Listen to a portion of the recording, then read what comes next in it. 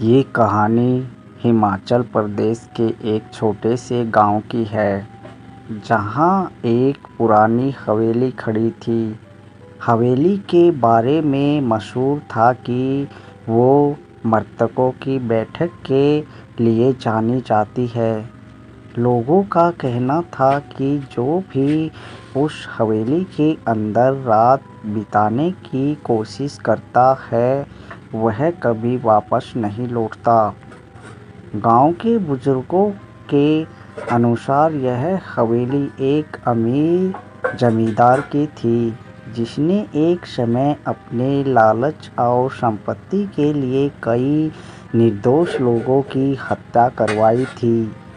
कहा जाता है कि मारे गए लोगों की आत्माएं अब भी हवेली में फंसी हुई हैं और वो हर रात अपने कातिल से बदला लेने के लिए जाग जाती हैं।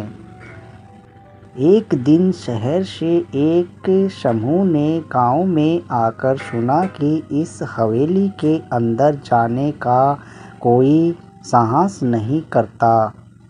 उनमें से एक युवक रोहन, जिसे हमेशा से डरावनी जगहों का शौक था, ने चुनौती स्वीकार की। उसके दोस्त उसे रोकने की कोशिश करते रहे, लेकिन रोहन ने उनकी बातों पर ध्यान नहीं दिया।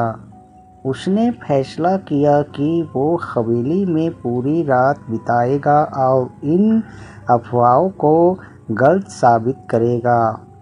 रात गहराते ही रोहन हवेली के अंदर दाखिल हुआ। हवेली के अंदर अजीब सा सन्नाटा था। दीवारों पर जाले और पुरानी फर्नीचर पर धूल की मोटी परतें थी।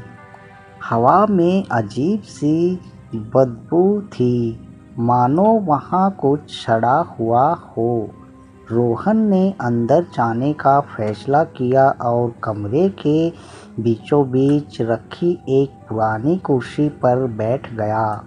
पहले कुछ घंटे सब सामान्य लगा। उसने खुद से मजाक करते हुए कहा, यह तो बस एक पुरानी हवेली है, इसमें डरने जैसी कोई बात नहीं है। पर जैसे ही आधी रात हुई, हवेली की हवा अचानक ठंडी होने लगी। उसे लगा कि किसी ने उसके कंधे पर हाथ रखा, लेकिन जब उसने पीछे मुड़कर देखा तो वहाँ कोई नहीं था। अचानक फर्श पर हल्की सनसनाहट की आवाज़ आने लगी, जैसे कोई वहाँ रेंग रहा हो।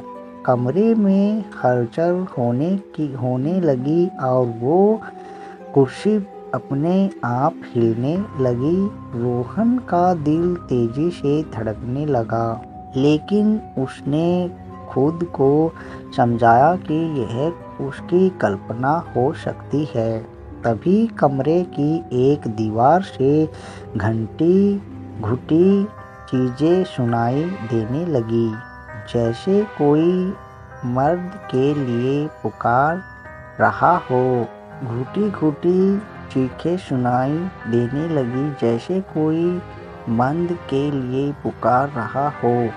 वो जैसे ही खड़ा हुआ, उसे सामने की खिड़की में किसी की परछाई दिखी। एक आदमी की परछाई, जिसके हाथ खून से सने थे। रोहन ने दरवाजे की तरफ दौड़ने की कोशिश की, लेकिन दरवाज़ा अपने आप बंद हो गया। अब हवेली की दीवारें उसके चारों तरफ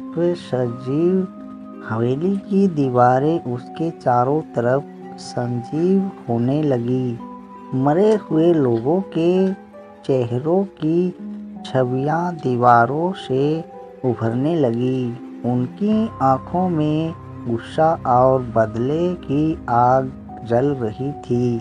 रोहन अब अपनी जान बचाने के लिए चीखने लगा, लेकिन उसकी आवाज़ उसी हवेली के भीतर दब कर रह गई।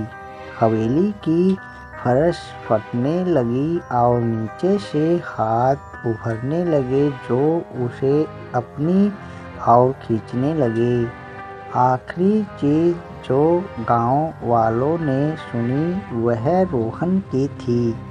सुबह जब लोग हवेली के पास पहुंचे तो उन्होंने रोहन का कोई अता पता नहीं मिला। सिर्फ हवेली के दरवाजे पर खून के धब्बे और एक पुरानी कुर्सी पड़ी थी जो धीरे धीरे हिल रही थी, मानो कोई अदृश्य शक्ति उस पर बैठी हो। तब से उस हवेली को मृतकों की हवेली कहा जाने लगा और किसी ने भी दोबारा वहां जाने की हिम्मत नहीं की। दोस्तों, ये कहानी हुई पूरी। आपको ये कहानी कैसी लगी कमेंट बॉक्स में कमेंट करके मुझे ज़रूर बताइएगा। और आपको हॉरर स्टोरी और भूतिया कहानी सुनने में दिलचस्पी रखते हैं तो दोस्तों आप हमारे YouTube चैनल को सब्सक्राइब करके और बेल आइकन को सेलेक्ट ज़रूर कर लीजिएगा ताकि आपको रेगुलर अपडेट मिलती रहे। चैनल पे नए हैं तो चैनल को सब्सक्राइब ज़रूर कर लीजिएगा और बेल आइकन को प्रेस करना बिल्कुल भी मत भूलिएगा। मैं मिलता हूँ ऐसी ही ड्रावनी कहानी के साथ। तब तक के लिए इस कहानी को कीजिए एंजॉय और मुझे दीजिए इजाज़त। जय हिंद, जय भारत।